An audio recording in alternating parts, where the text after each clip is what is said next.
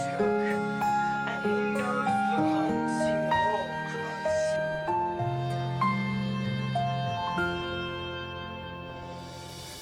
He knows we broke into Gringotts. He knows what.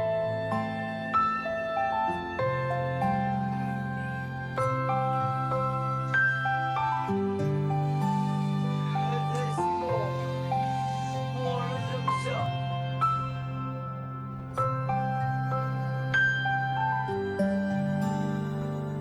He's angry and scared too, but nothing to make sure we don't find the rest. Go there now. Oh, we can't do that.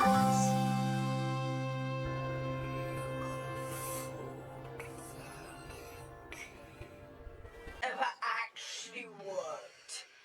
We plan, we get.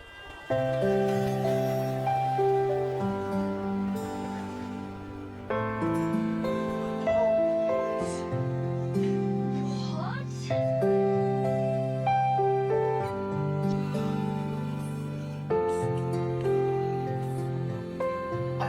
What happened?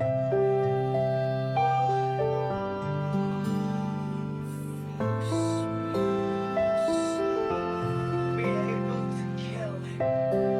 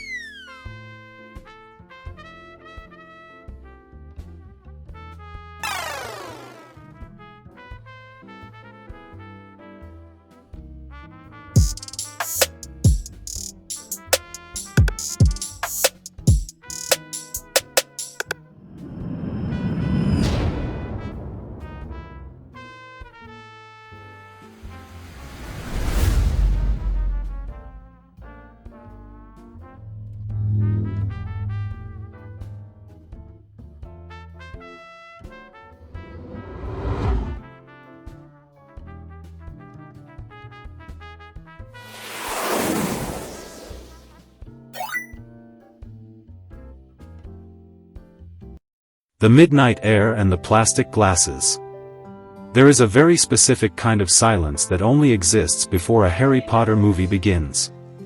Not ordinary silence, not the polite hush of people waiting for trailers, but that strange, electrically charged quiet when an entire room knows it is about to witness something important. In July 2011, you could feel it before the screen even lit up.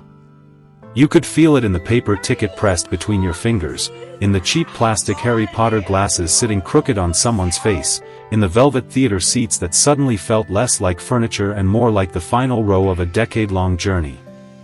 You were there, weren't you? Maybe you were standing in line with friends. Maybe your parents had driven you to the theater. Maybe you were old enough to go alone, carrying the peculiar confidence of someone who had been waiting for this night for years. Whatever your version looked like, the feeling was real. Because by the summer of 2011, Harry Potter was no longer simply a movie franchise. It had become a calendar. Every few years, another release arrived, and suddenly the people who had grown up alongside Harry, Ron, and Hermione were older again. We changed hairstyles, schools, friendships, interests, and priorities, but there was always another film waiting somewhere ahead. The series had become one of the rare pieces of popular culture that could make millions of strangers feel as though they were growing up together. And then came Part 2. Even the title carried a strange finality. Harry Potter and the Deathly Hallows, Part 2 did not sound like the beginning of another adventure. It sounded like the second half of a sentence that had already been spoken. There was nowhere else to go afterward. No next book. No next summer. No promise that another midnight screening would be waiting for you 2 years later. That is why remembering the premiere can feel almost physical. Think about the details. The smell of popcorn hanging in the air. The cold blast of theater air conditioning against your skin after standing outside. The chatter of people arguing about which characters might die. The fans wearing robes, scarves, glasses, handmade Hogwarts uniforms, or whatever pieces of wizarding clothing they could assemble. The posters glowing underneath lobby lights. The ticket stub that suddenly felt too important to throw away. And then, eventually, the lights dimmed. For a few seconds, nobody knew exactly what the night would feel like. We knew the story. We had read the book. We knew the deaths. We knew the ending. We knew that Hogwarts would burn. We knew that Harry would walk into the Forbidden Forest. We knew there would be a resurrection, a final duel, and eventually a train station that existed somewhere between life and death. But knowing what happens is not the same as experiencing it. That distinction is essential to understanding why this movie has survived in people's memories so powerfully. The child or teenager sitting in that theater in 2011 wasn't evaluating adaptation fidelity in the same way an adult viewer might today. You weren't pausing mentally to ask whether Voldemort's death matched the novel exactly. You weren't thinking about deleted subplots, missing characters, production compromises, or whether the screenplay had adequately explained every piece of mythology. You were watching Hogwarts fall. And if you had spent your childhood inside that world, the destruction carried a weight far beyond spectacle. This is where nostalgia can become misunderstood. Nostalgia isn't necessarily the belief that something was perfect. Sometimes nostalgia is simply the memory of who you were when something mattered. You can recognize every flaw in Deathly Hallows, Part 2 and still remember the exact emotional temperature of that first viewing. You can laugh at the aging makeup today and still remember sitting completely still when the final credits began. Your memory is valid. And there is something almost cruel about the timing of this particular film. The actors had grown up visibly in front of us. Daniel Radcliffe, Emma Watson, and Rupert Grint had entered the series as children. By Part 2, they looked like young adults carrying the physical exhaustion of people who had been fighting the same war for years. That transformation wasn't just happening to the characters. It was happening to the audience. The films had become a mirror.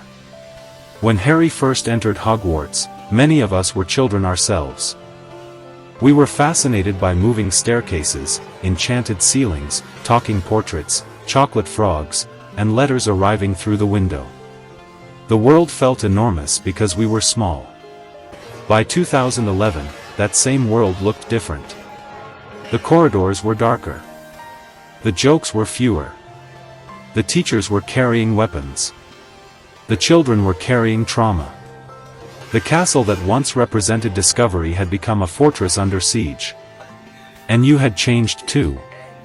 That is the secret emotional architecture of the finale. Deathly Hallows, Part 2 isn't only showing the end of Harry's childhood. It is forcing the audience to confront the end of its own. There is even a wonderfully symbolic visual idea in the opening. The Warner Brothers identity feels stripped of its familiar golden comfort, swallowed by the cold, damaged atmosphere of the film. The franchise no longer introduces itself with the reassuring glow of childhood fantasy.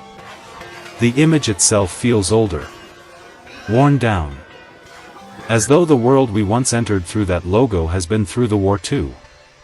Almost nobody watching for the first time was consciously analyzing that visual language. They didn't need to. Cinema works on you before you have the vocabulary to explain why.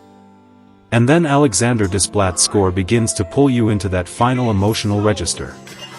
The music doesn't tell you that this is the end by shouting it. It mourns. It carries the weight quietly. John Williams' original themes had once made Hogwarts feel like a place you could return to forever. Desplat understands that, by this point, returning is no longer possible. The music has to remember the old world while accepting that it is disappearing.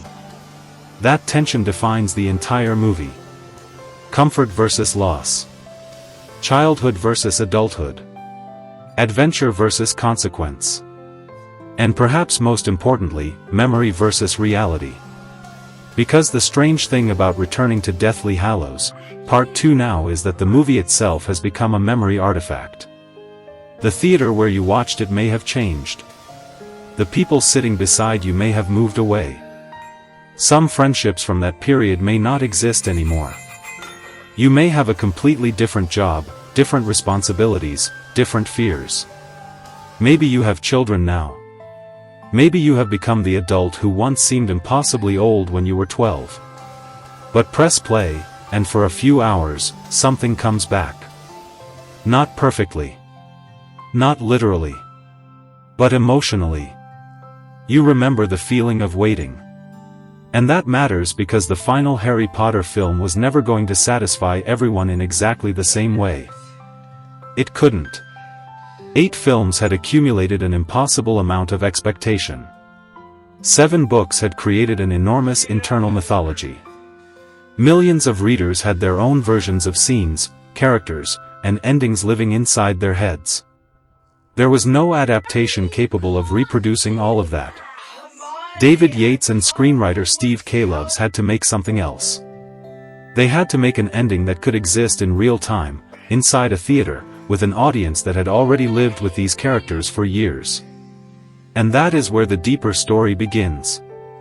That feeling of sitting in a dark theater while the lights go down. It wasn't just an evening out. It was the culmination of a decade-long architectural feat. The anatomy of an ending. How do you end a story that has effectively become part of people's lives?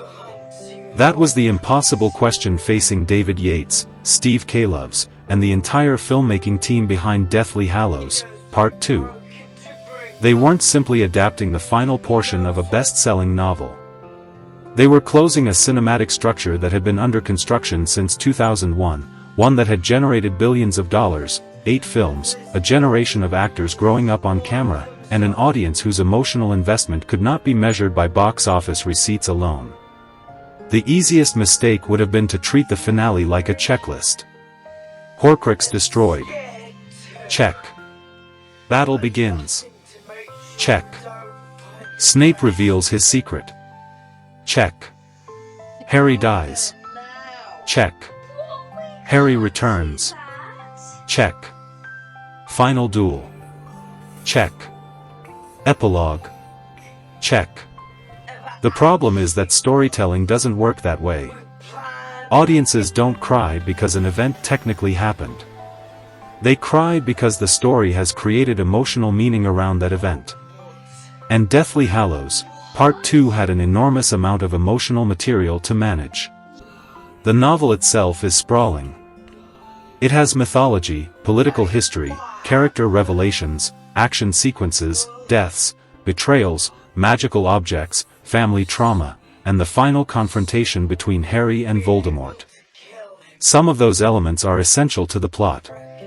Others are essential to understanding the larger wizarding world. And some are essential mainly because readers had spent years becoming attached to them. Film has different requirements. A novel can stop for several pages and explain the history of a character. A film has to make that information visual, emotional, or dramatically immediate. A novel can move through internal thoughts almost invisibly. A film has to externalize them through performance, editing, sound, framing, or dialogue. So when people say the movie left things out, they're absolutely right. But that observation is only the beginning of the conversation. The more interesting question is what the filmmakers gained by cutting. This is the central tension between fidelity and cinematic necessity.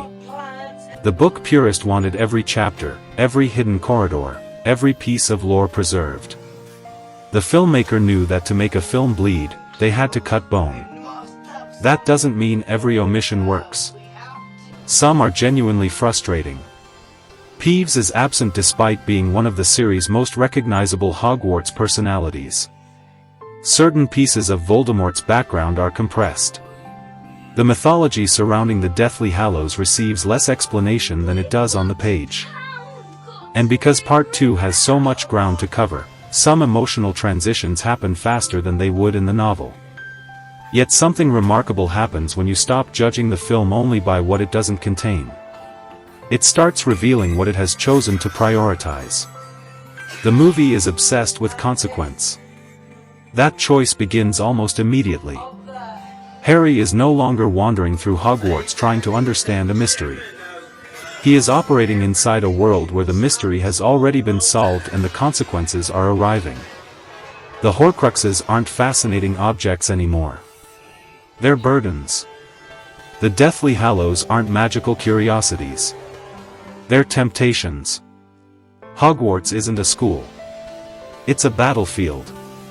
That shift is incredibly important. Earlier Harry Potter films could make magic feel like discovery. Part 2 makes magic feel expensive. Spells break windows. Bridges collapse. Bodies fall. Buildings burn. Wands become weapons.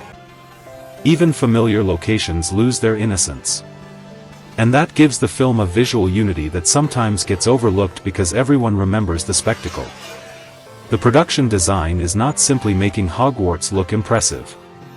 It is transforming a familiar space into a wounded one. The filmmakers know that the audience has seen these halls before.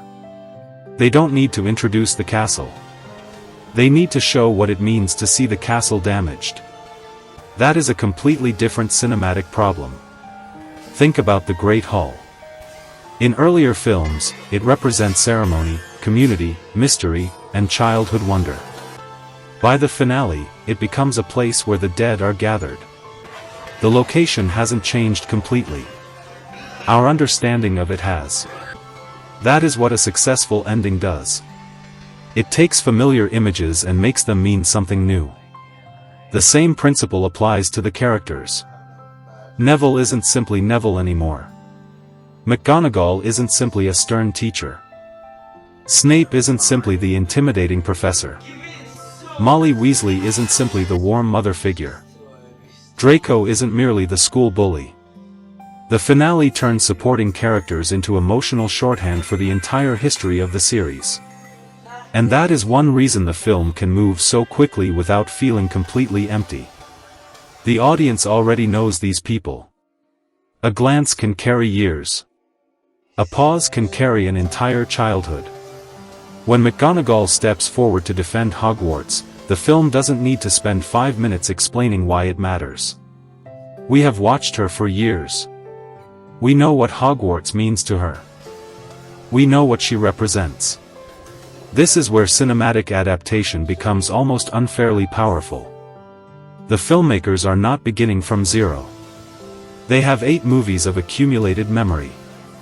You have already done the work. That means part 2 can communicate through recognition. And recognition is one of the most powerful tools in serialized storytelling.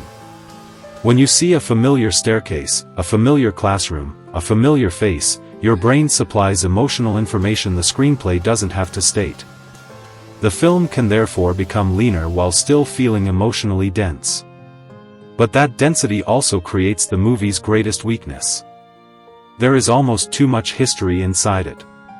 Every major character seems to arrive carrying an invisible suitcase filled with memories. Every room has a previous version.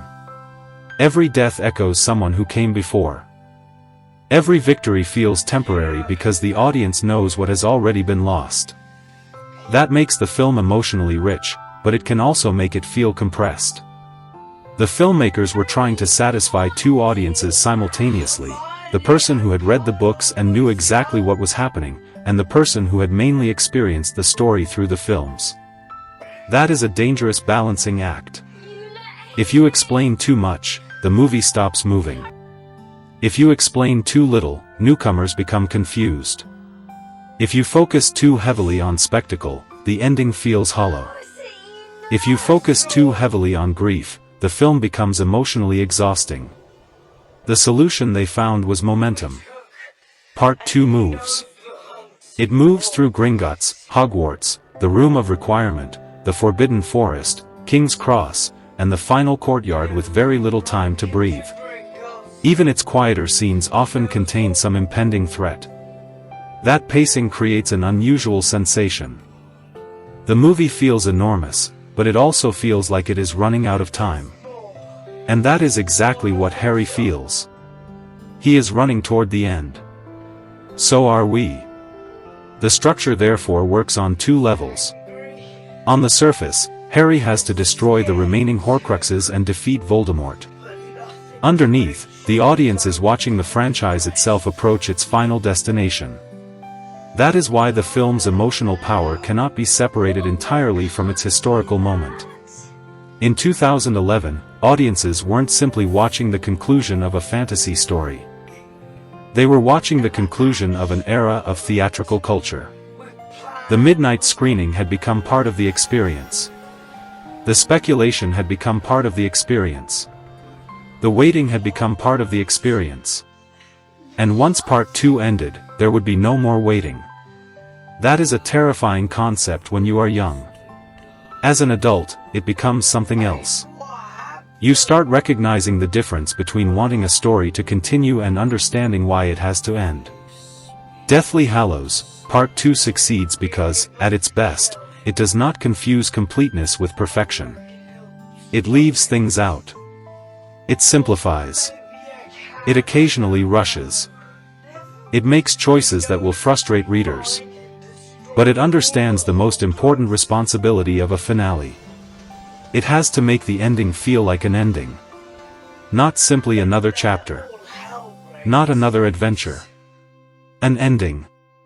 And once you understand that, the quiet opening at Shell Cottage becomes much more important than it first appears.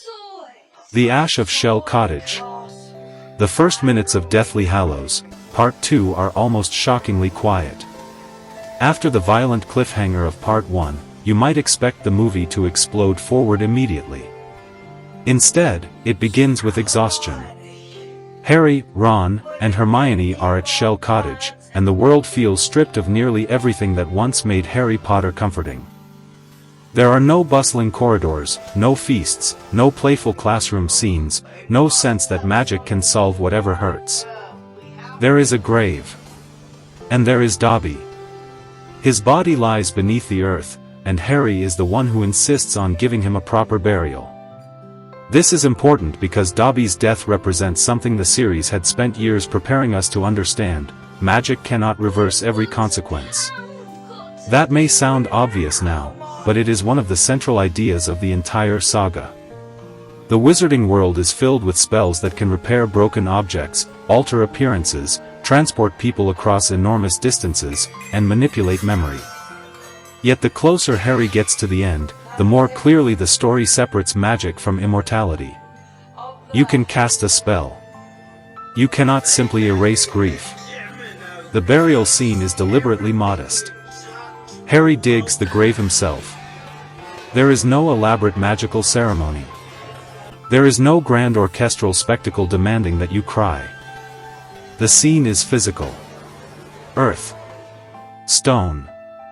A body. A name. And then the movie moves on. Everyone remembers Dobby's death as one of the emotional turning points of the finale. But the film actually does something radical by cutting his burial short, and that narrative cruelty is part of why it works. The story refuses to let grief become a comfortable stopping point. Harry doesn't get to sit with Dobby forever. The audience doesn't either. That is what war does. It creates unfinished goodbyes. Someone dies, you bury them, and then you keep moving because there is another danger waiting. There is another person to protect. Another decision to make. Another impossible thing to survive. Shell Cottage therefore becomes a kind of emotional quarantine zone. It is outside Hogwarts, outside the familiar machinery of the series, and almost outside time. The pale landscape and subdued colors make the place feel suspended between the life Harry knew and the future he hasn't reached yet. Look at how different this is from the early films. Hogwarts once felt like home. Now home is temporary. The characters are fugitives. The adults who once seemed capable of solving everything are dead, missing, compromised, or powerless. Harry has become the person who must make the decisions. That is a terrifying transition because it means childhood authority has disappeared. And yet there is something deeply humane in the way the film handles it. Harry doesn't become emotionally invincible. He becomes responsible while still being afraid. That distinction matters. The movie's quietness also gives us time to notice the physical texture of the world. The Harry Potter series had gradually moved away from the warmer, more saturated fantasy imagery of its early installments. By Part 2, the palette is dominated by gray skies, muted greens, stone, smoke, and cold natural light. This isn't simply an aesthetic decision.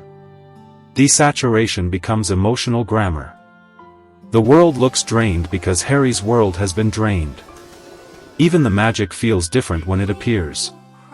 A spell fired across a battlefield doesn't feel like a child's discovery anymore. It feels like artillery. That transformation is one of the film's most effective achievements. And it begins here, at the grave. There is no need for a speech about mortality. The camera has already told us. Dobby is gone. Sirius is gone. Lupin is gone. Tonks is gone. Fred will soon be gone. Snape will be gone. And somewhere beneath all of that is the larger realization that the wizarding world Harry entered as a child is disappearing. You can feel that disappearance before the battle even starts. Then Griphook arrives with information about the next Horcrux. The film barely allows the audience to settle. That is deliberate.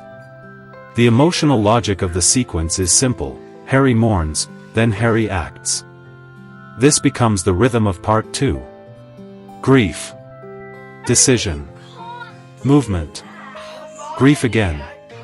It is almost impossible to sustain that rhythm without becoming melodramatic, but the film often avoids that trap by keeping the characters busy.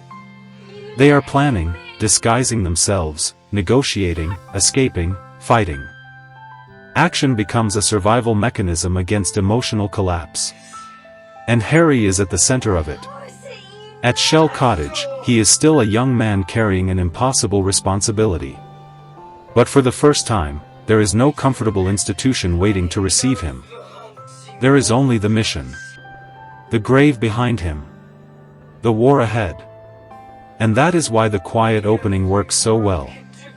It doesn't simply transition from Part 1 into Part 2. It tells you what kind of ending you're about to watch. The magic is still there. But the innocence isn't. With the emotional stakes planted firmly in the sand of Shell Cottage, the film refuses to let us mourn. It shoves us straight into the belly of the dragon. Breaking into Gringotts. The Gringotts sequence is where Deathly Hallows, Part 2 suddenly remembers that this is supposed to be an adventure movie. After the melancholy of Shell Cottage, the film accelerates almost immediately. Harry, Ron, and Hermione need to break into one of the most heavily protected locations in the wizarding world, and the solution is appropriately absurd: disguises, stolen identities, a goblin guide, an ancient vault, a dragon, and a plan that is already going wrong before it really begins. But what makes the sequence interesting isn't simply how entertaining it is. It is what the entertainment is hiding. The Gringotts heist is a pressure valve. The audience has just been reminded that people can die, that the war is closing in, and that Harry's mission may require him to sacrifice himself. Instead of letting that anxiety dominate the film immediately, the screenplay gives us a classic adventure structure. Get inside. Find the object. Get out. Except, of course, nothing goes according to plan. That unpredictability keeps the sequence moving at an almost breathless pace. Hermione's transformation into Bellatrix Lestrange allows Helena Bonham Carter to play Hermione pretending to be Bellatrix, creating one of the funniest performance details in the entire film. Ron's increasingly nervous behavior gives the scene a human center. Harry has to remain focused because the stakes are too high for him to enjoy the absurdity. And underneath all of it, Griphook is watching. The goblin knows more than the trio does, and his presence introduces another layer of distrust. Harry needs him, but he cannot fully trust him. The same is true of the magical institutions around them. Gringotts is supposed to represent security, order, and ancient wealth. Instead, it becomes another hostile environment. That is a recurring pattern in Deathly Hallows. Every institution has been corrupted. The ministry is compromised. The school is occupied. The bank is a trap. Even the places that once represented safety have become dangerous. Gringotts makes that corruption visually spectacular. The vault sequence is built around excess. Gold fills the frame. Objects multiply. Treasure becomes almost impossible to distinguish from debris. The Lestrange vault doesn't feel like wealth anymore. It feels like psychological rot. And then comes the curse. Every object Harry touches begins multiplying. The visual effect is more than a fun obstacle. It externalizes the logic of Voldemort's hoarding. He doesn't merely possess things. He destroys their meaning through possession. The more he tries to preserve himself through objects, the more those objects become instruments of chaos. This is where the Horcrux storyline becomes visually useful. The Cup of Helga Hufflepuff isn't just a piece of lore anymore. It is a target. A thing that must be destroyed. The emotional abstraction of Voldemort's immortality has become a physical treasure hunt. Then the dragon arrives. The Ukrainian Iron Belly is one of the film's most memorable creatures precisely because it doesn't behave like a traditional fantasy monster. It isn't waiting to battle Harry. It is imprisoned, abused, and conditioned into serving the bank's security system. That detail matters. The creature is terrifying, but it is also a victim. Harry recognizes that. The trio frees it, rides it out of Gringotts, and suddenly the entire sequence shifts from claustrophobic heist to airborne escape. This transition is one of the film's clearest examples of spectacle-serving pacing. The audience has been inside vaults and tunnels. Now the camera opens up. The city spreads beneath them. For a brief moment, there is freedom. But only briefly. Because they have another problem. The Horcruxes. And Voldemort knows something has happened. The moment Harry realizes Voldemort can feel the Horcruxes being destroyed, the film's tone changes again. The adventure is over. The hunt has become reciprocal. Harry is not simply searching for Voldemort's vulnerabilities anymore. Voldemort is searching for Harry. That creates the psychological engine for the rest of the film. And this is where the Gringotts sequence becomes more significant than it might appear. It gives Harry a temporary victory while making the final confrontation more inevitable. He has destroyed another piece of Voldemort, but he has also announced himself. There is no hiding now. The film therefore uses action to narrow the story. Every successful step removes another possible future. That is one of the most effective structural choices in the finale. Harry's progress is also his movement toward death. The closer he gets to completing the mission, the closer he gets to understanding what the mission requires. You can feel that tension in Daniel Radcliffe's performance. Harry isn't playing confidence. He is playing exhaustion. There are moments when he looks less like a heroic chosen one and more like someone who has simply run out of alternatives. That is why the action works emotionally. The stunts and visual effects are impressive, but the real suspense isn't whether Harry will survive Gringotts. It's whether he can survive becoming the person this war requires him to be. And if you watched this as a teenager, you probably didn't phrase it that way. You simply felt the acceleration. The movie was moving faster. The music was tightening. The danger was getting closer. The jokes were disappearing. And somewhere in that transition, you realized the film was no longer giving you time to breathe. That is exactly what it needed to do. Because the next place Harry is going isn't another vault. It's Hogwarts. And Hogwarts is no longer waiting for him as a school. It's waiting for him as a fortress. The iron cage of Hogwarts. When Harry returns to Hogwarts, the emotional geography of the series changes completely. This is the place where his story began, the place that once promised friendship, discovery, belonging, and the possibility of a future. Now the castle is occupied, defended, and preparing for war. The transformation is so complete that Hogwarts almost feels like a different character. And perhaps no character represents that transformation better than Neville Longbottom. Neville had spent most of the series looking like someone the story might leave behind. He was awkward, forgetful, frightened, often overshadowed by Harry, Ron, and Hermione. Yet the genius of Neville's arc is that his courage was never really about becoming fearless. It was about acting while afraid. By part 2, that distinction has become everything. Matthew Lewis plays Neville with a confidence that feels earned rather than manufactured. He doesn't suddenly become a superhero. He still looks exhausted. He still carries fear. But now he understands something that Voldemort never does. Courage isn't the absence of weakness. It is what you choose to do with weakness. That makes Neville a psychological mirror for Harry. Harry is the chosen one, burdened by prophecy. Neville is the boy who was almost chosen, the possibility that could have produced a completely different story. Their paths have always been parallel in strange ways. Both lost parents to Voldemort. Both were marked by his violence. Both grew up without the childhood they should have had. But Harry received the mythology. Neville had to build his courage without it. And when Neville stands up in Hogwarts, he becomes something bigger than a supporting character. He becomes the ordinary person discovering that ordinary people can resist extraordinary evil. This is why his scenes work so well. Now consider McGonagall. Maggie Smith's Professor McGonagall has always carried a particular kind of authority.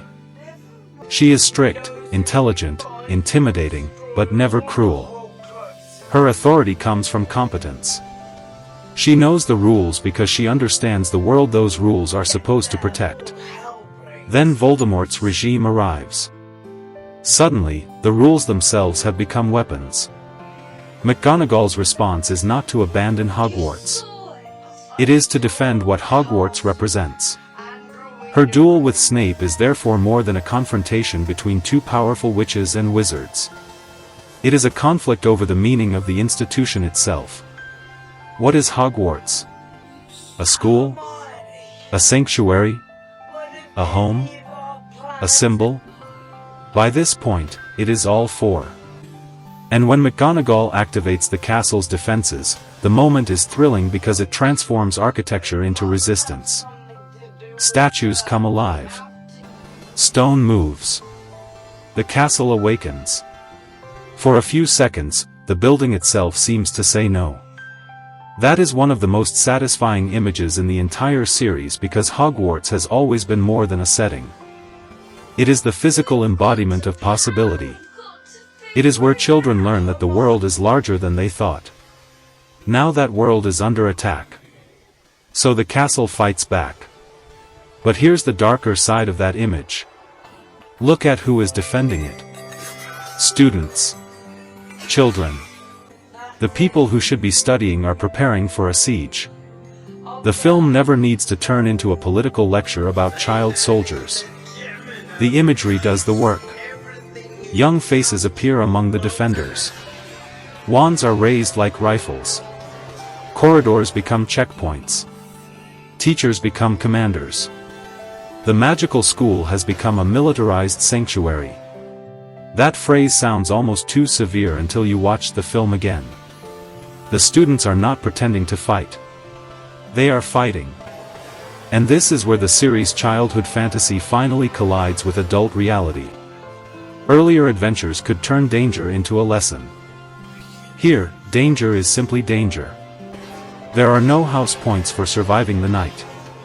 No end-of-term celebration. No convenient reset. People die. The emotional weight of this is especially visible in Neville. He has spent years being laughed at for his fear. Now everyone is afraid. That changes the meaning of his character. The kid who seemed least prepared for heroism becomes one of the people holding the community together. And then there is the faculty. McGonagall, Flitwick, Sprout, and the other teachers aren't simply supporting the students anymore. They are guardians of a collapsing world. That gives their participation in the battle a strange sadness. They are protecting a place that was supposed to protect their children. The institution has failed to remain safe. So they have to make it safe through force. This is one of the reasons Hogwarts looks so different during the battle. The filmmakers strip away the visual softness associated with school life. The castle becomes gray, smoky, fragmented. Windows break. Stone collapses. Fire replaces candlelight. The same place that once made you feel safe now makes you anxious. And that is exactly the point. Your relationship with Hogwarts has changed because Harry's relationship with it has changed. He is no longer asking whether he belongs there. He is trying to save it. That is a very adult form of belonging. You stop asking what a place can give you. You start asking what you are willing to give it. And if you grew up with these movies, that idea lands differently now than it did in 2011.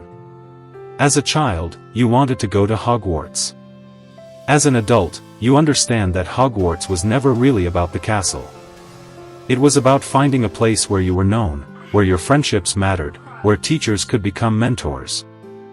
And where growing up happened in the company of people who understood what you were becoming. The battle destroys that fantasy because growing up eventually does. Places change. People leave.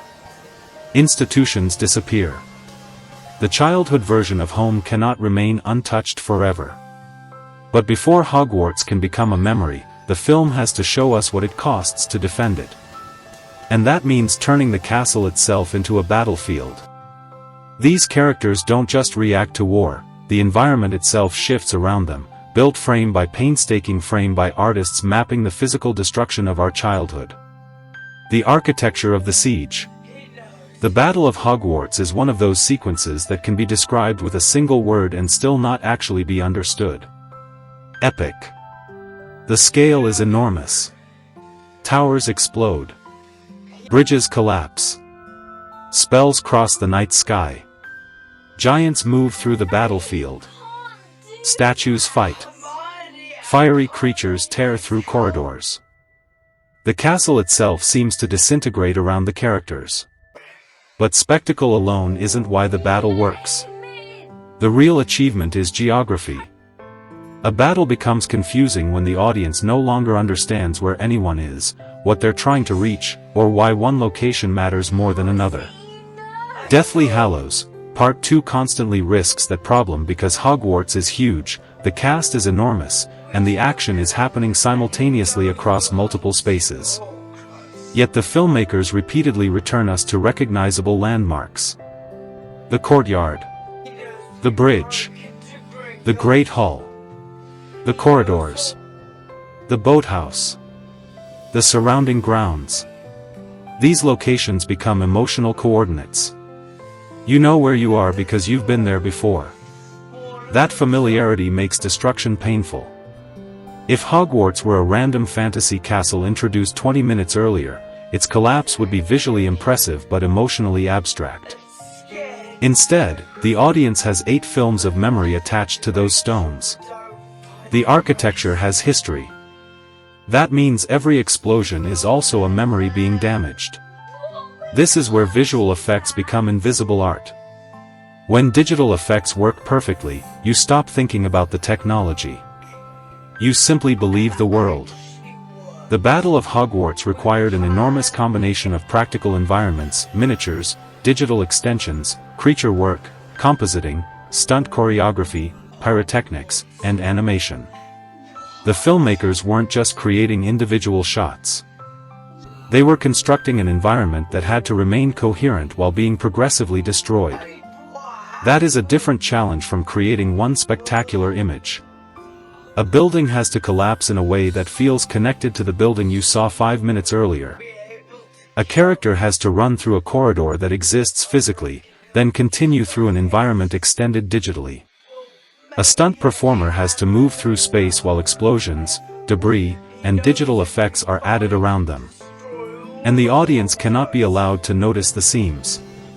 This is why the destruction feels so tactile. You don't simply see Hogwarts explode.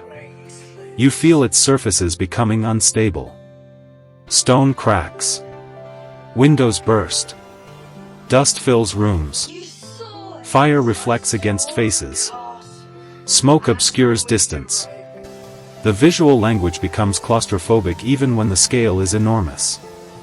That contradiction is one of the film's greatest strengths. On paper, it's a massive war movie with giants and dragons. On screen, the camera constantly tracks back to individual pairs of terrified eyes. The scale is epic, but the lens is heartbreakingly small. Think about Harry moving through the battlefield. The camera doesn't always make him look like a mythic hero. Often he looks tiny against the architecture, almost swallowed by the environment. That choice matters. The war is bigger than him. The prophecy may have made Harry central to Voldemort's story, but visually the film refuses to make him the center of the entire battlefield. There are other people fighting. Other people dying. Other people making choices.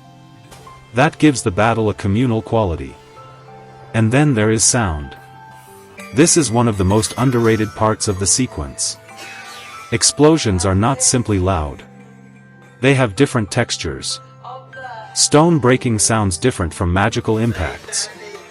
Wood splintering sounds different from metal. Footsteps change depending on whether characters are running across stone, grass, or debris. The soundtrack also creates a strange emotional distance. Rather than turning every moment into triumphant heroic music, the score often lets dread dominate. You hear movement before you understand it. You hear a blast in the distance. You hear characters shouting through smoke. The battlefield becomes a sensory environment rather than a sequence of isolated effects. That is how the film creates anxiety. It doesn't need to show everything. In fact, showing everything would weaken it. War is terrifying partly because you don't know where the next attack will come from. The camera understands that. It frequently withholds information. A corridor disappears into darkness. A blast flashes outside the frame. A character runs past while something collapses behind them. The viewer becomes trapped in the same uncertainty as the characters. And the Room of Requirement sequence pushes this even further. Fiend fire transforms the room into an unstable inferno. The fire isn't merely an obstacle. It turns the familiar room into something almost alive, with shifting shapes, walls of flame, collapsing pathways, and rapidly changing visibility. The effect feels frightening because fire is inherently difficult to control. The filmmakers studied real-world behavior and physical references for destruction and fire effects to avoid making the sequence feel like a weightless digital cartoon. That grounding is important. Fantasy becomes convincing when it obeys enough physical rules to trigger your instincts. You know fire spreads. You know smoke blinds you. You know falling debris kills. Even in a magical world, your body understands those things. That is why the scene creates genuine panic. The characters are not simply solving a puzzle. They are trying not to burn alive. And yet, beneath all this craft is something much simpler. The battle hurts because you know what Hogwarts used to be. You remember the Great Hall filled with students. You remember the staircase. You remember Quidditch. You remember Harry walking through those corridors for the first time. The filmmakers are weaponizing memory. They don't have to tell you that childhood is ending. They show you your childhood home burning. That is why the Battle of Hogwarts remains so powerful even when individual effects can be debated years later. Digital technology ages. Rendering techniques improve. Audiences become more accustomed to spectacle. But emotional geography ages differently. You remember where you were. You remember what that room meant. You remember who stood there. And eventually, as the battle quiets and Harry discovers the truth about Snape, the film stops asking you to look outward at destruction. It asks you to look backward. The music swells, the tears fall, and we are pulled out of the memories of a spy and dropped into something far more vast, a quiet place between life and death. Snape's Tears and the Memory Palace. There are few scenes in modern blockbuster cinema that depend so heavily on memory. Snape's final revelation could easily have become a piece of exposition, a last-minute explanation designed to make a previously mysterious character suddenly sympathetic.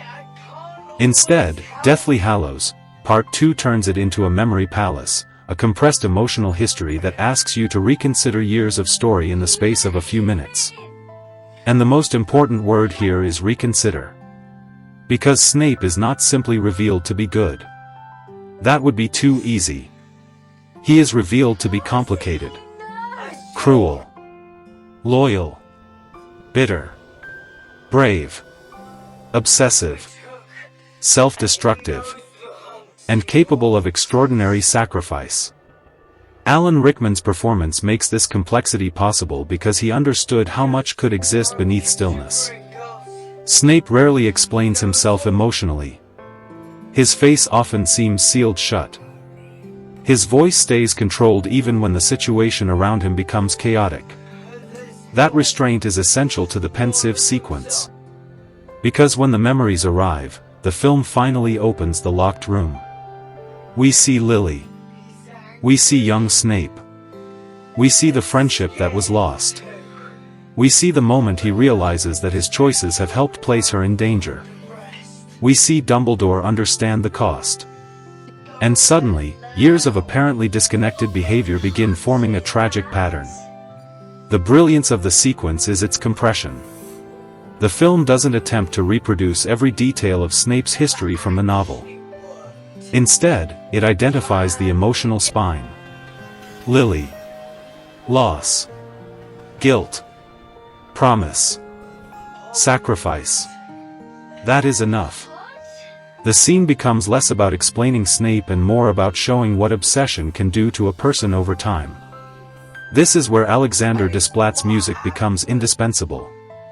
Lily's theme is one of the most recognizable musical ideas in the film, and its power comes from restraint. The melody doesn't announce itself like a heroic anthem. It feels fragile, almost suspended. There is beauty in it, but also distance. That duality makes it perfect for Snape. His love for Lily is beautiful in the sense that it survives decades of pain. But it is also tragic because he cannot move beyond it. He lives in memory. The entire pensive sequence is therefore built around the idea that the past can become a prison. Snape's present is controlled by something that happened when he was young. And if you have grown older since the film was released, that idea probably hits differently now.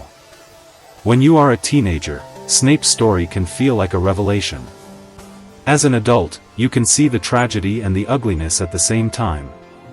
Love doesn't automatically make harmful behavior noble. Grief doesn't erase cruelty.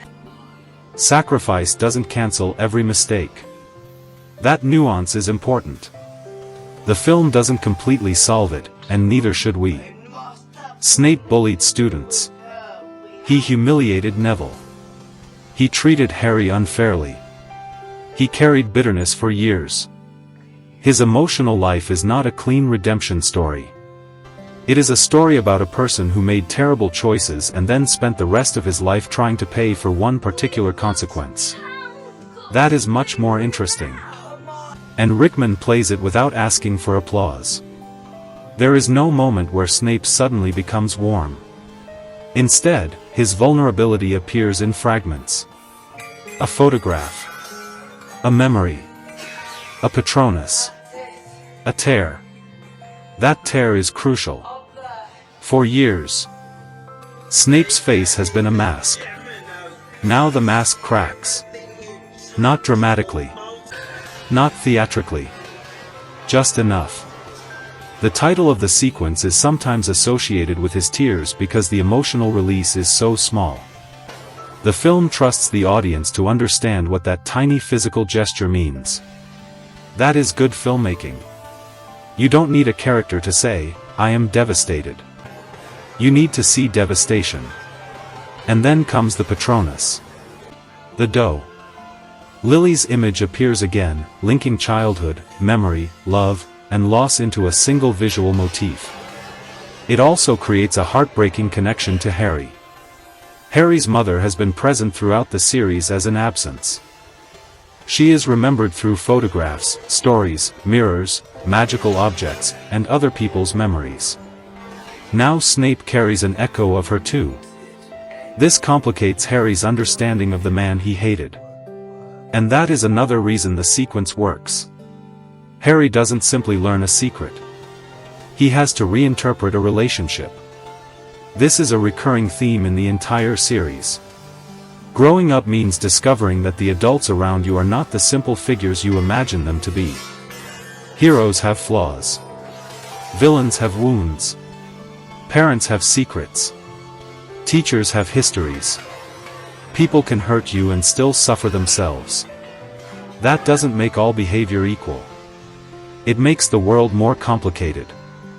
The pensive sequence is therefore the emotional bridge between childhood morality and adult morality. As children, we tend to divide people into categories. Good. Bad. Friend. Enemy. Hero. Villain. As adults, we learn that human beings rarely cooperate with those categories. Snape is one of the series' most uncomfortable examples. And the film knows exactly when to reveal this. Not during a quiet conversation. Not in an explanatory flashback earlier in the story. After Snape dies. After Harry is already convinced that Snape betrayed Dumbledore. After the audience has spent years forming its judgment. The information arrives too late to change the past. It can only change our understanding of it. That is the difference between information and meaning. The memories don't undo what happened. They reframe it. And that is why the sequence has such extraordinary emotional force. It also demonstrates the importance of editing. The filmmakers are moving across decades without allowing the audience to become lost. Costumes, locations, performances, props, and music provide visual continuity. The transitions are designed to feel associative rather than chronological. One image leads to another. One emotion leads to another.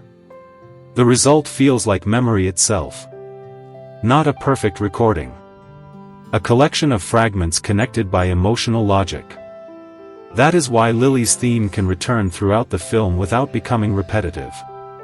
Each time it appears, it carries more history. By the end, the melody doesn't simply mean Lily. It means everything that has been lost. It means childhood. It means sacrifice. It means the possibility that love can survive even when the person you loved is gone. But there is another reason the scene matters. Snape's memories give Harry something he desperately needs before the final stage of the story. Knowledge of his own fate. Harry learns that he must die. And suddenly the emotional structure changes. The hero has been trying to survive. Now he has to choose whether to stop trying. That choice takes him out of the world of memory and into the most unusual location in the entire finale. King's Cross. The music swells, the tears fall, and we are pulled out of the memories of a spy and dropped into something far more vast, a quiet place between life and death. The liminal King's Cross. King's Cross is one of the strangest scenes in the entire Harry Potter series because almost nothing happens, and yet everything has happened. Harry wakes in a place that resembles a railway station stripped of ordinary reality. It is white, empty, almost painfully clean. There are no crowds, no moving trains, no familiar Hogwarts architecture. The world has been reduced to light, distance, and conversation. After the violence of the Battle of Hogwarts, the stillness feels almost unreal. That is precisely why it works. Harry has crossed into a liminal space. He isn't simply alive. He isn't simply dead. He is suspended between states, given a chance to understand what has happened and, more importantly, choose what happens next. And then Dumbledore appears. Michael Gambon's performance is one of the film's quietest achievements here because Dumbledore isn't presented as an omniscient wizard delivering final answers. He is tired. He is reflective. He is capable of admitting that he was wrong. That matters enormously. For much of the series, Dumbledore has represented wisdom. But the King's Cross conversation reveals the cost of that wisdom. He manipulated Harry. He withheld information. He knew Harry might have to die. And he made choices that he believed were necessary. The film doesn't completely excuse him. Instead, it allows him to explain himself. That is different. And it makes the scene feel less like a fantasy afterlife and more like a conversation between two people finally free of the roles they have been forced to play. Dumbledore is no longer simply the headmaster. Harry is no longer simply the student. They are two people discussing death. And that brings us to one of the most famous lines in the entire series. Of course it is happening inside your head, Harry. The line is often quoted because it sounds profound. But its meaning is more complicated than a simple statement that everything is imaginary. The scene isn't telling Harry that nothing matters because it happens in his mind. It is suggesting the opposite. The mind is where Harry's understanding of reality exists. His choices matter because he gives them meaning. His memories matter because he carries them. His grief matters because it changes him. The King's Cross sequence therefore becomes a meditation on agency. Harry has been told what he is. The boy who lived. The chosen one. The weapon against Voldemort. The Horcrux. But now, for the first time, he can choose. He can continue living. Or he can walk toward death. The paradox is beautiful. Harry defeats Voldemort not by becoming more powerful than him, but by accepting the possibility of death without being controlled by it. That distinction is the philosophical core of the story. Voldemort's entire life is organized around avoiding death. Harry's final act is organized around accepting it. One man tries to conquer mortality by destroying other people. The other accepts mortality in order to protect them. That is why the King's Cross scene is so important. The story is not really asking whether Harry can defeat death. It is asking whether he can stop being afraid of it. And there is a subtle emotional shift here that becomes clearer when you revisit the film as an adult. When you're younger, death in fantasy can feel abstract. It happens to characters. It is sad, but distant. As you get older, mortality becomes less theoretical. You lose people. You understand absence. You realize that some conversations really are the last conversations. Some homes really are left behind. Some versions of yourself really do disappear. That makes King's Cross resonate differently. The White Station can be understood as a space where Harry confronts the emotional cost of everything he has experienced. Dumbledore's regret becomes important because wisdom doesn't protect you from mistakes. Harry's choice becomes important because courage doesn't require certainty. And the tiny creature-like form of Voldemort beneath the bench becomes important because it reveals the grotesque result of his attempt to escape death. He has survived. But he has mutilated himself so completely that what remains is barely recognizable. This is the final irony. Voldemort spends his entire life trying not to die. Harry becomes fully himself only after accepting that he might. That is the philosophical engine of the entire series. But the scene refuses to become completely solemn. Dumbledore and Harry still have warmth between them. There is even humor. That balance matters because grief without warmth can become oppressive. The film remembers that Harry and Dumbledore had a relationship. Not just a plot function. And then Harry wakes. The decision has been made. He walks toward Voldemort. The forest sequence that follows is almost painfully simple. No complicated strategy. No elaborate spell work. Harry walks. And the people he loves appear around him through the resurrection stone. James. Lily. Sirius. Lupin. They are not there to save him. They are there to accompany him. That distinction is essential. Harry's dead loved ones cannot erase death. They can only make him less alone. This is perhaps the most mature idea in the entire ending. Grief doesn't mean the people you lost become physically present again. It means their memory becomes part of how you continue. Harry carries them forward. That is what the resurrection stone ultimately means. Not resurrection. Remembering. And that brings us back to the central question of the film. What does it mean to conquer death? The answer is not immortality. It is love without possession. Memory without denial. Acceptance. Without surrender. Harry walks into the forest because he understands that some sacrifices cannot be avoided. And then, after the sacrifice, the film gives him another choice. He can return. Not because death has been defeated. Because he has learned what Voldemort never could. Living matters precisely because it ends. The King's Cross scene is therefore the emotional center of Deathly Hallows, Part 2. Everything before it pushes Harry toward this choice. Everything after it asks what kind of person he will become because of it. And when he returns to Hogwarts, the philosophical question becomes physical again. The dust of the Great Hall. The final battle in the Great Hall is where the emotional and commercial identity of Deathly Hallows, Part 2 collide. By the time Harry returns from the Forbidden Forest, the film has stripped the story down to its most basic confrontation, one person who accepts death against another who has spent his entire life trying to escape it. But before Harry and Voldemort finally meet, the film gives us the Great Hall. And this is where the consequences become impossible to ignore. Bodies are laid out. Families mourn. Students stand together. The room that once represented school celebrations has become a place of grief. It is difficult to watch without remembering how different the same room looked in the first films. That contrast is the emotional shorthand of the finale. The castle has not simply been damaged physically. Its meaning has been damaged.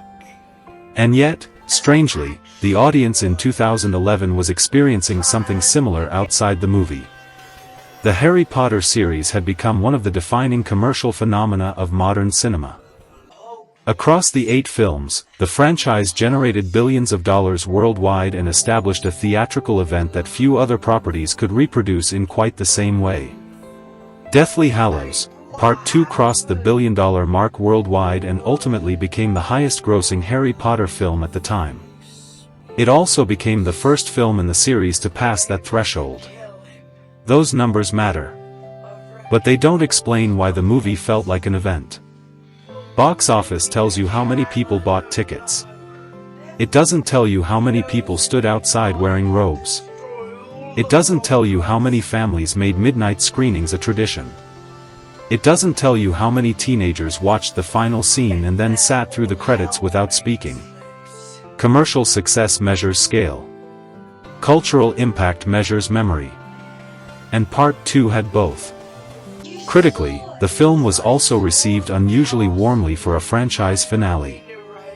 Critics praised its emotional weight, performances, visual scale, and ability to bring the series to a satisfying conclusion. At the same time, some reviewers and fans noted the compression of the source material, the reliance on spectacle, and the differences between the cinematic ending and the novel.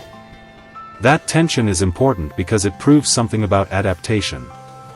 There was never going to be one universal response. Book readers carried an internal version of the story into the theater. Film audiences carried another. And both groups had legitimate expectations. One of the most famous disagreements concerns Voldemort's death. In the novel, Voldemort dies in a more mundane and human way. His body falls to the ground, and the finality of his mortality is emphasized by the ordinary physicality of the moment. The film does something very different. Harry and Voldemort duel. Their bodies become almost supernatural. Voldemort's form disintegrates into ash-like fragments. The moment is visually grand. It is also thematically debatable. On one hand, the cinematic version externalizes Voldemort's destruction. He has spent his life trying to transform himself into something beyond human, and the film allows him to literally come apart.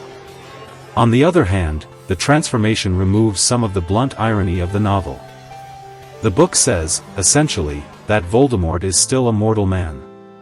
The film says, visually, that he has become something monstrous enough to dissolve. Neither choice is meaningless. They simply prioritize different forms of storytelling. This is where adaptation debates become interesting rather than exhausting. You can prefer the book's ending and still understand why the film chose spectacle. You can love the cinematic duel and still admit that something was lost.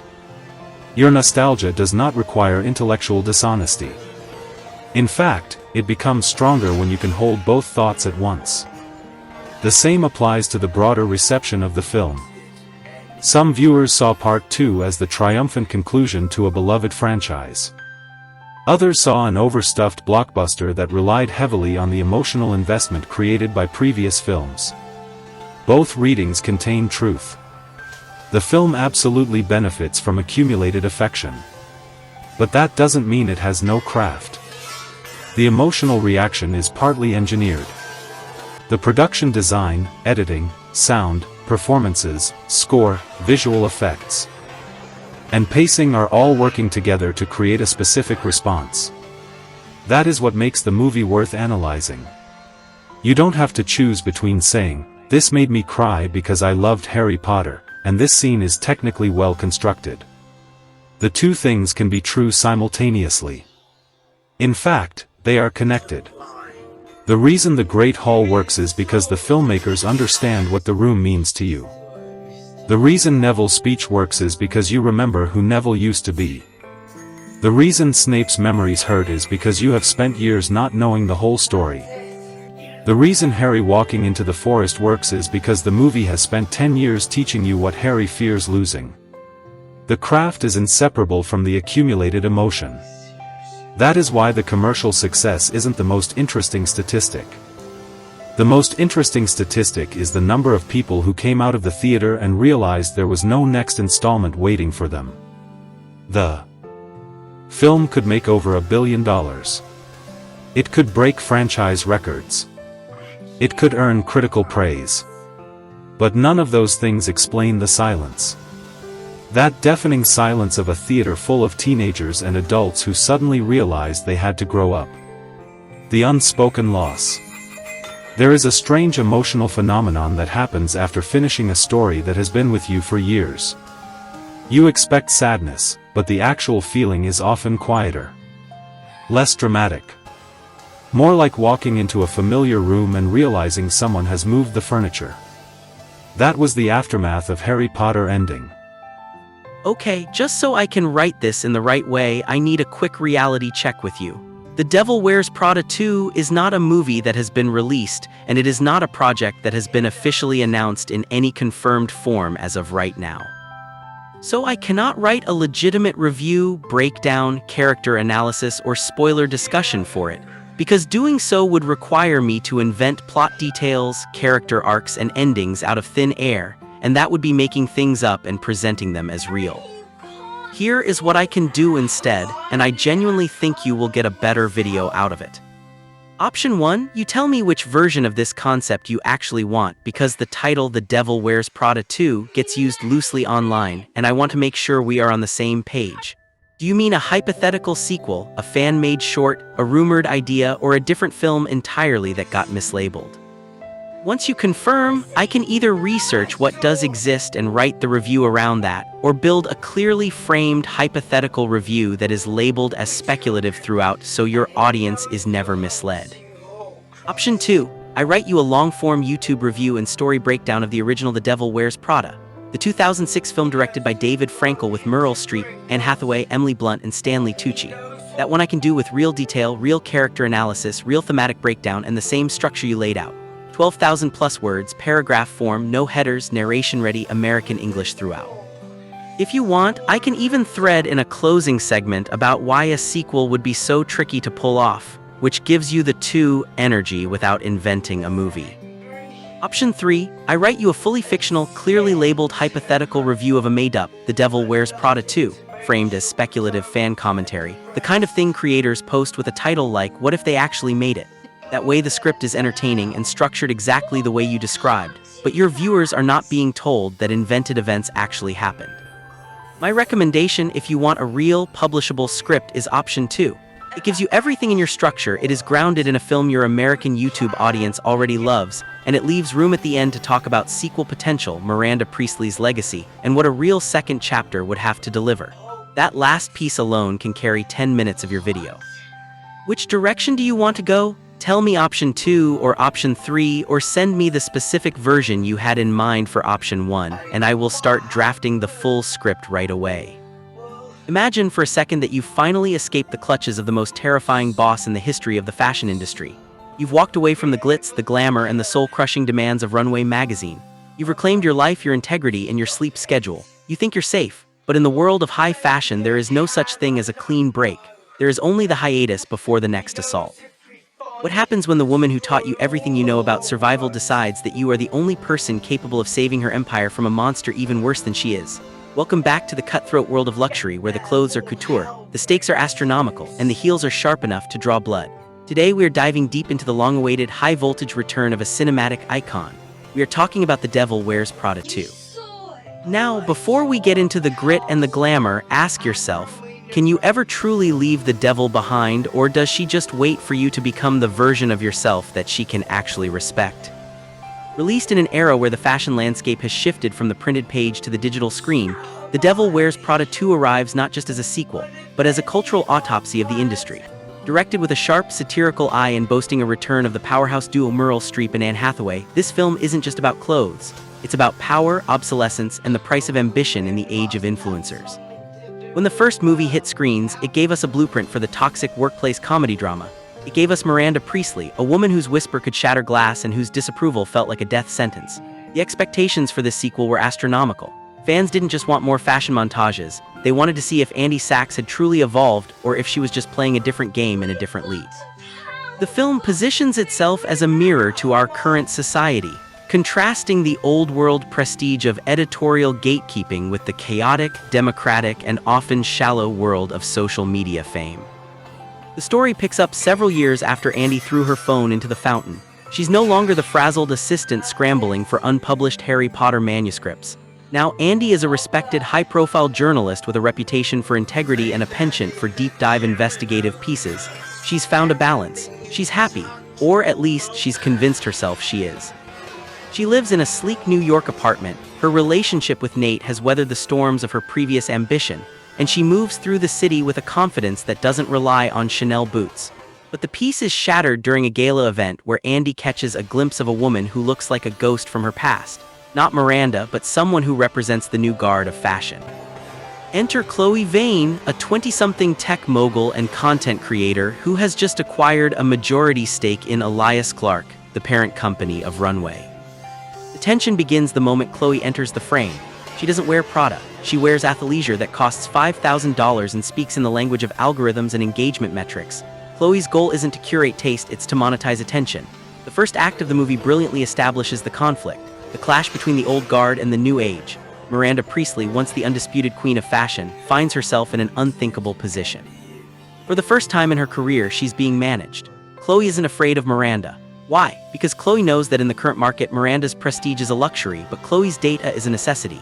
We see a series of breathtakingly tense meetings where Chloe systematically strips away Miranda's autonomy, demanding that Runway pivot to a fast fashion digital model, incorporating AI-generated editorials and influencer-led curation. It's a slow-motion car crash of elegance meeting efficiency. As the plot thickens, we see Miranda in a state of quiet, simmering desperation. She doesn't beg. Miranda Priestly does not beg, but she does reach out. In a scene that feels like a cinematic callback, Miranda sends a single, cryptic email to Andy. No greeting, no explanation, just a location and a time. When Andy arrives, the atmosphere is electric.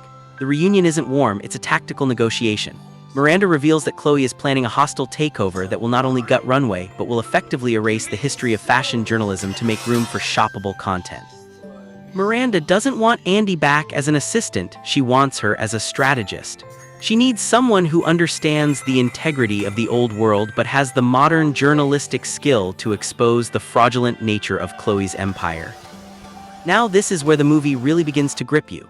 Andy is torn. She spent years trying to distance herself from the Miranda version of herself, the woman who betrayed her friends for a career. But as she watches Chloe Vane treat the industry like a toy, Andy realizes that Miranda, for all her cruelty, actually cared about the art. The movie transitions into a high-stakes corporate espionage thriller dressed in couture. Andy agrees to help Miranda, but on one condition: they do this as equals. The middle act of the film is a masterclass in packing. We get these incredible sequences of Andy and Miranda operating as a clandestine unit, moving through the shadows of the fashion world.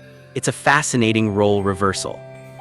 Miranda is now the one learning to navigate the digital landscape, while Andy is the one reminding Miranda that sometimes the human element is the only thing that can't be quantified by an algorithm.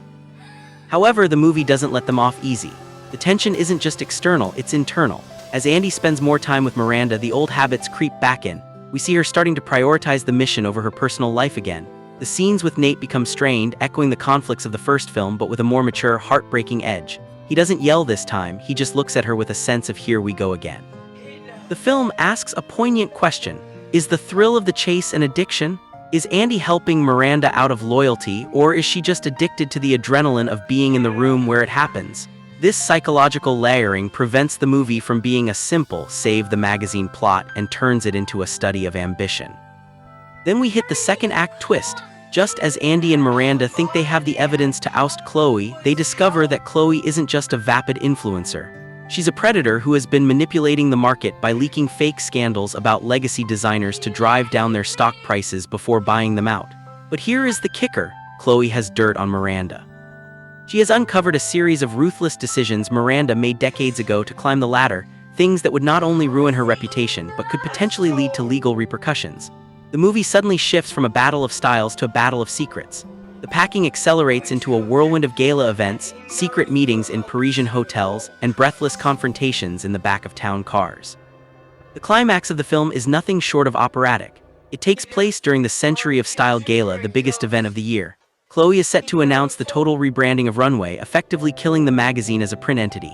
The cinematography here is stunning, with sweeping shots of gold-leafed ballrooms and a color palette that shifts from clinical whites to deep royal purples. Andy has to make a choice. She has the evidence to take down Chloe, but using it means exposing Miranda's darkest secrets to the world. In a moment of sheer brilliance, the script flips the script. Andy doesn't choose between the two women. Instead, she leverages the truth to force a stalemate. In a confrontation that will go down in movie history, Andy stands between Miranda and Chloe. She doesn't shout, she uses the Miranda voice, that calm, terrifyingly precise tone that signals the end of the conversation. Andy reveals that she hasn't just gathered evidence against Chloe, but she has already written the story. She has written a piece that frames the conflict not as a battle of individuals, but as a cautionary tale about the death of quality in the digital age. She publishes the story in real time, using Chloe's own digital platforms to broadcast the downfall of the influencer empire. It's a poetic justice that feels earned. Chloe is ousted not by a board of directors, but by the very engagement she worshipped. The public turns on her in a matter of minutes, proving that the internet's loyalty is as thin as a piece of chiffon. But the ending isn't a fairy tale. Miranda doesn't suddenly become nice. She doesn't give Andy a hug and tell her she's proud of her. Instead, they share a look, a moment of mutual recognition. Miranda acknowledges that Andy is no longer her assistant, nor is she just a journalist. She is a peer. In the final scene, Miranda offers Andy a position as the new editor-in-chief of a newly restructured, independent runway. Andy looks at the offer, looks at the chaos of the city around her, and does the unthinkable. She turns it down. She realizes that the only way to win the game is to stop playing it by their rules.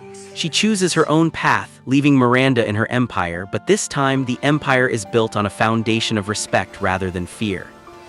Let's break down the performances, because that's where this movie truly lives and breathes. Meryl Streep is, quite simply, a force of nature. Returning as Miranda Priestley could have been a risk, it could have felt like a caricature. Instead, Streep adds a layer of vulnerability to the character. We see the cracks in the armor. We see the loneliness of a woman who climbed to the top only to find that the air is too thin for anyone else to breathe. Her performance is a study in minimalism. A slight tilt of the head or a narrowing of the eyes tells an entire story. Then you have Anne Hathaway, who brings a completely different energy to Andy. This isn't the wide-eyed girl from the first movie. Hathaway plays Andy with a seasoned, slightly cynical edge. Her chemistry with Streep has evolved from student and teacher to two generals negotiating a peace treaty.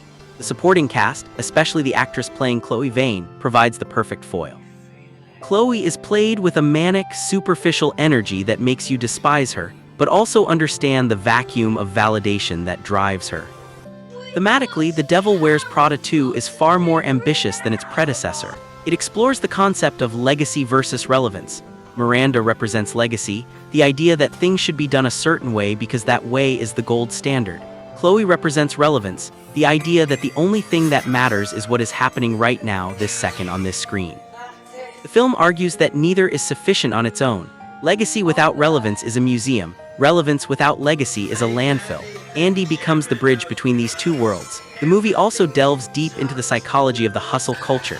It critiques the modern obsession with personal branding and the way we have turned our entire personalities into products for public consumption.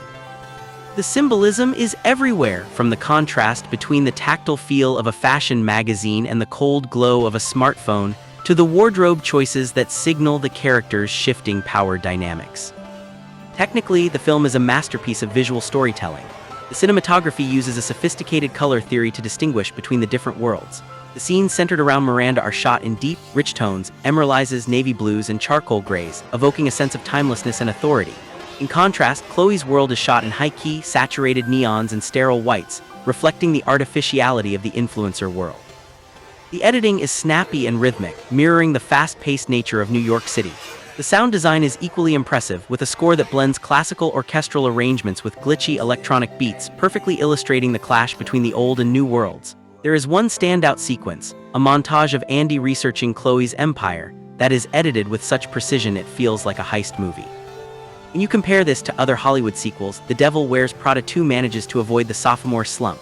It doesn't just repeat the beats of the first movie, it evolves them. While movies like The Wolf of Wall Street or The Social Network deal with the rise of power, this film deals with the maintenance and loss of it. It's more akin to Succession than it is to a standard rom-com. The strengths of the film lie in its script. The dialogue is sharp, witty, and devastating.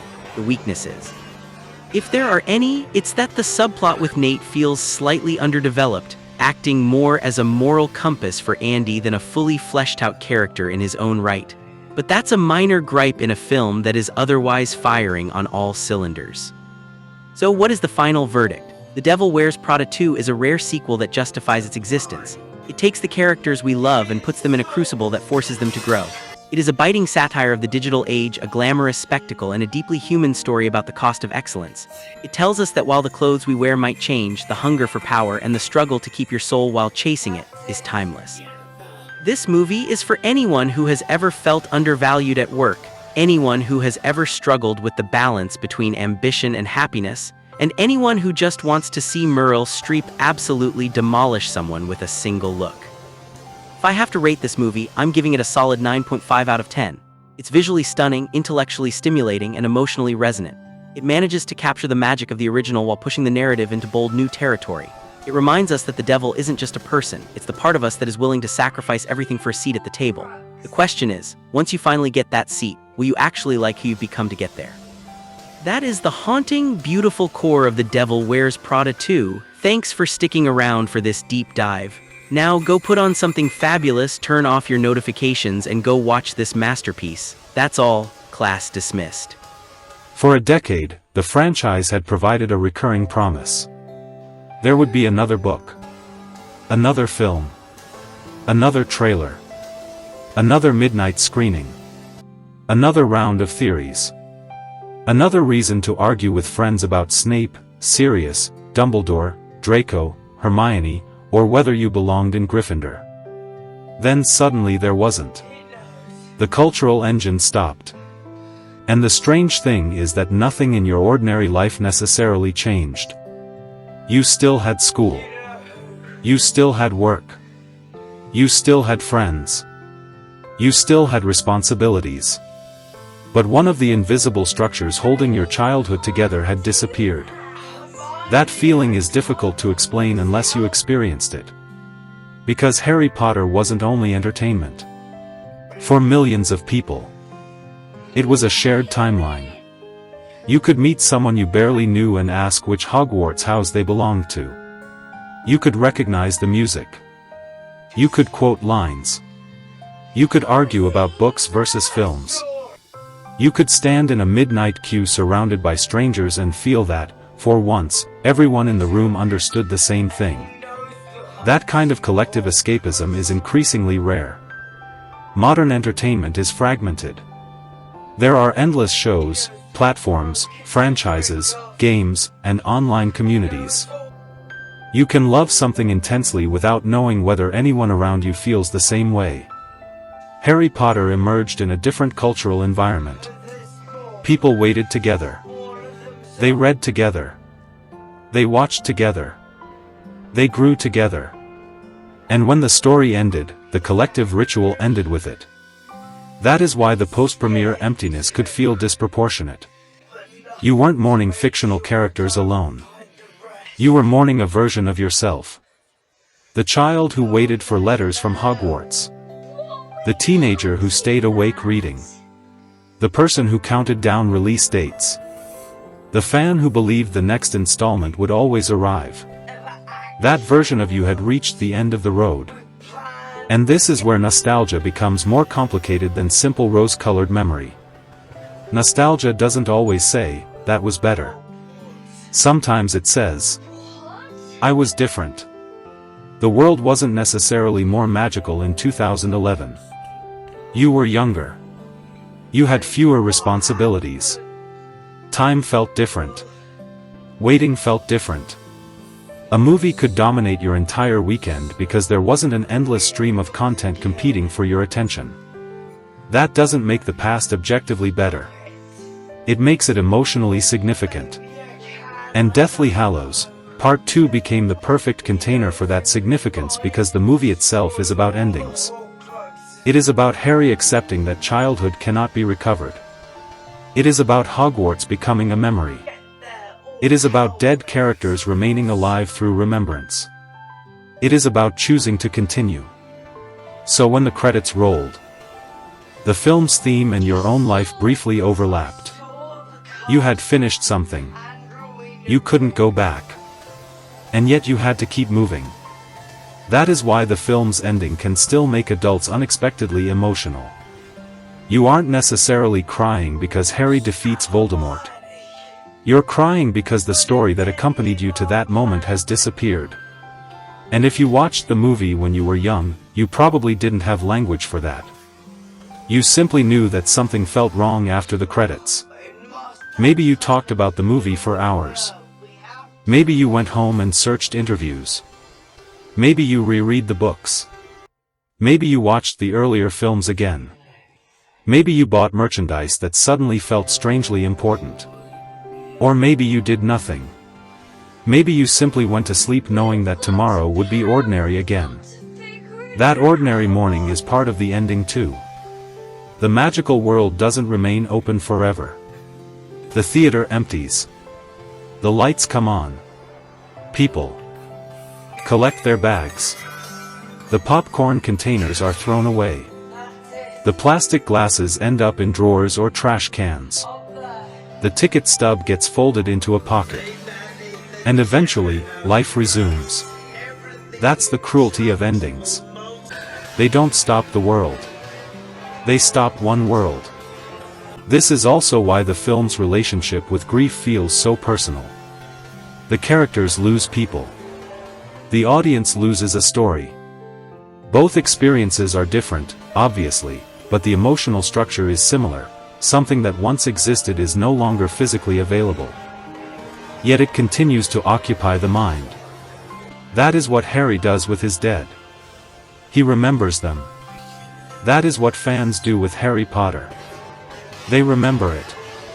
And memory can become a form of continuation. You don't need another movie for the story to matter. You don't need the actors to remain the same age. You don't need the franchise to keep producing sequels forever. Sometimes the most powerful thing a story can do is become part of the person who experienced it. That is why it is okay to still love this. It is okay if the film has flaws. It is okay if you now notice the rushed exposition, the questionable effects, the missing book details, or the occasionally awkward dialogue. None of that invalidates the memory. You can criticize the artifact without destroying the experience. In fact, adulthood gives you the freedom to do something childhood fandom couldn't always do. You can let Harry Potter be imperfect. You don't have to defend every decision. You don't have to pretend every adaptation choice was brilliant. You can say, this scene works. This one doesn't. I prefer the book. I love the movie anyway. That is not betrayal. That's maturity. And once you reach that point, the final question becomes unavoidable. What exactly are we supposed to make of that 19 years later scene? So, where does that leave us? We have the epic battle, the quiet grief, and then, the wig. It's time to look at the ending everyone loves to mock, and see what it's actually trying to say. 19 years later. Let's get the obvious part out of the way. Yes, the aging makeup is strange. The hairstyles are strange. The adult versions of Harry, Ron, Hermione, Ginny, Draco, and the others exist in that peculiar cinematic zone where everyone looks simultaneously older and exactly the same age they were 5 minutes ago. It is funny. You are allowed to laugh. The epilogue has become one of the easiest parts of Deathly Hallows, Part 2 to parody because the visual effects are less convincing than the emotion they are trying to communicate. But here's the thing. The scene isn't really about aging. It's about surviving. 19 years after the battle, Harry and Ginny stand at King's Cross with their children. Ron and Hermione are there too. Draco is there. The children are preparing to board the Hogwarts Express. And suddenly, the story is ordinary. That is the point. After 8 films of prophecy, murder, curses, hidden chambers, forbidden forests, ancient magic, and a war against Voldemort, the final image isn't another magical revelation. It's parents sending their children to school. That can feel almost anticlimactic. It is also deeply appropriate. The entire series began with a child being introduced to a magical world. It ends with another generation entering it. The cycle continues. But the important difference is that Harry is now the adult. He isn't waiting for someone to rescue him. He isn't asking Dumbledore what something means.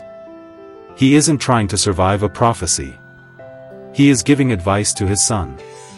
The boy who once feared the unknown is now helping another child face it. That is adulthood in miniature. You don't stop being afraid. You become someone who can help another person through fear. And this is where the epilogue earns more credit than it usually receives. People often criticize it because it is cheesy. It is cheesy. But cheese isn't automatically failure. Sometimes sincerity looks embarrassing because it refuses to protect itself with irony. The epilogue doesn't wink at you. It doesn't apologize for the happy ending. It says, after everything these people endured, they deserve peace. Not eternal excitement. Peace. That distinction is crucial. If the final scene had shown Harry fighting another villain, the series would have contradicted itself. If it had ended with another mystery, it would have suggested that the cycle never stops. Instead, it gives us a platform, a train, children, parents, and an ordinary morning. The extraordinary world has become ordinary again. And that is the reward. The child in you remembers a breathtaking conclusion. The adult in you giggles at the CGI aging makeup. The truth is that the cheesiness of the epilogue is the exact price we pay for earned closure. Harry survives. Ron and Hermione build a family. Ginny builds a life beyond being Harry's love interest. Draco survives too. That last detail matters. The story doesn't require every survivor to become best friends. It simply allows them to continue. The war has ended. The children who were forced to become soldiers are allowed to become parents. That is a powerful reversal. Earlier, Hogwarts was a place where children learned how to fight. Now their children are going there to learn. That is what healing looks like. Not forgetting the war. Building a world where the next generation doesn't have to repeat it. And Harry's advice to his son carries the emotional residue of everything he has experienced. He understands fear. He understands belonging. He understands that a name can become a burden. He understands that children need reassurance more than prophecy. He is finally able to give someone else what he needed. That is his real victory. Not defeating Voldemort. Not surviving the forest. Not becoming famous. Becoming a father who can tell his child that fear does not define him. This is also why the final shot of the train matters. The Hogwarts Express once carried Harry away from Privet Drive and toward a new life. Now it carries his children. The image creates a perfect circle. But it isn't a repetition. Harry isn't the same child. The world isn't the same world. And we aren't the same audience. When you first saw that train in 2001, you might have imagined yourself stepping aboard. By 2011, you were watching Harry's children board it. That is a subtle but enormous shift. You had moved from identifying with the child to identifying with the adult.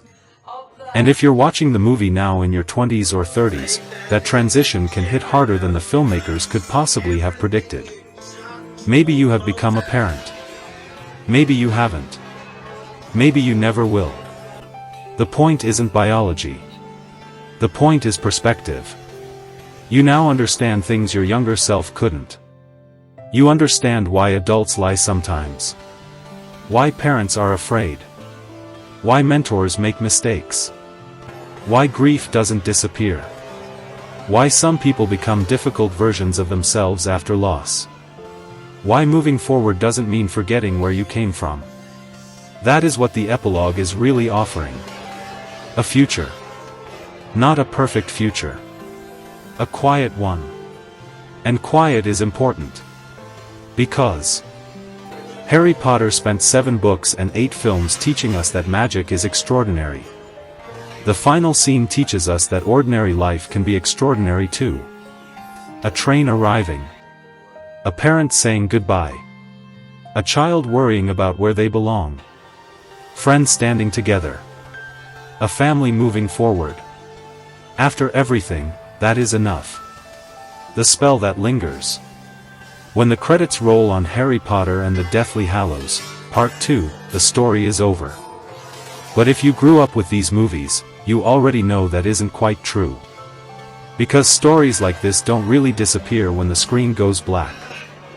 They change shape. They move out of theaters and bookshelves and into memory.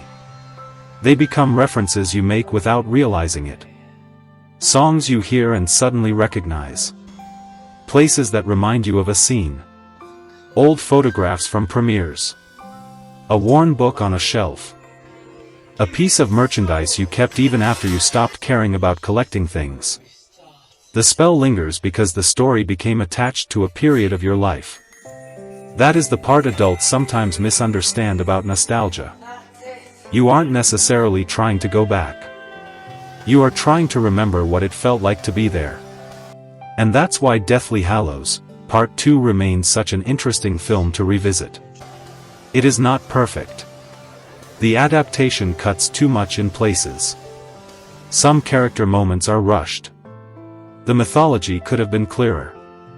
The final duel is more spectacular than the novel's version. The epilogue looks unintentionally funny. And yet, none of those criticisms fully explain why the movie continues to matter. Because its greatest achievement was never technical perfection. It was emotional completion.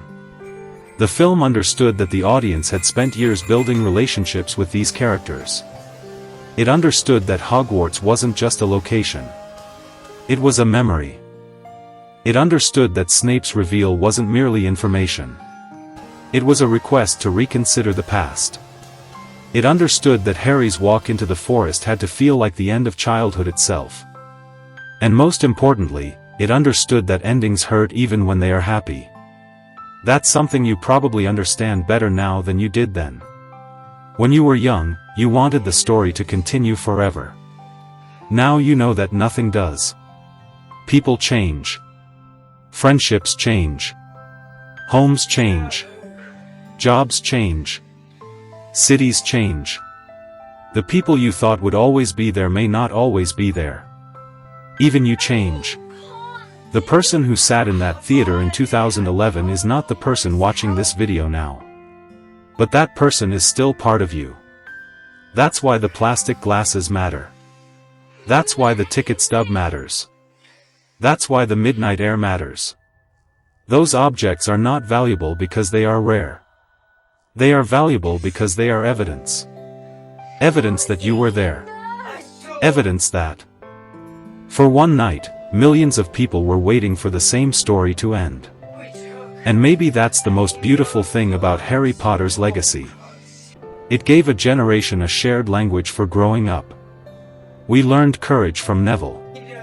We learned loyalty from Ron. We learned intelligence and determination from Hermione. We learned sacrifice from Snape, even if his example remains complicated. We learned that institutions can fail and still be worth defending. We learned that grief can coexist with love. We learned that death cannot be defeated by pretending it doesn't exist. And we learned that moving forward does not require leaving everything behind. You carry people with you. You carry stories with you. You carry childhood with you. Not literally, but emotionally. Every time you revisit Hogwarts, you bring your older self into conversation with the person you used to be. That's why watching these films as an adult can feel strangely intimate. You notice things you didn't notice before. A line lands differently.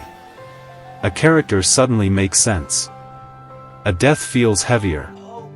A joke feels sadder. A parent becomes more understandable.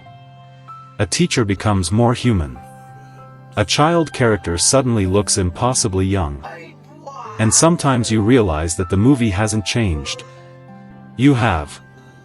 That is the real retrospective hidden inside Deathly Hallows. Part 2. It isn't simply asking whether the film was a faithful adaptation. It is asking what happens when a story becomes part of your identity. The answer is messy. You criticize it. You defend it. You outgrow parts of it. You return to other parts. You laugh at the bad effects. You still cry at the same scenes. You understand the flaws and somehow love it more honestly because of them. That is maturity. And that is why the final Harry Potter film deserves something more generous than either blind nostalgia or relentless nitpicking. It deserves excavation. Dig beneath the spectacle, and there is a story about grief. Dig beneath the franchise machinery, and there is a story about growing up. Dig beneath the adaptation arguments. And there is a story about what it means to accept that no version of the past can be perfectly preserved. The child who stood in line at midnight wanted magic. The adult who remembers that night understands the cost of it. Both are right. Both are still you. And maybe that's why the final image never really disappears. The train leaves the platform. The children go toward Hogwarts. The parents remain behind. The camera pulls away. The story ends. But for everyone who grew up alongside it, the journey doesn't. It becomes memory. And memory, unlike magic, doesn't need a wand. It only needs someone willing to remember.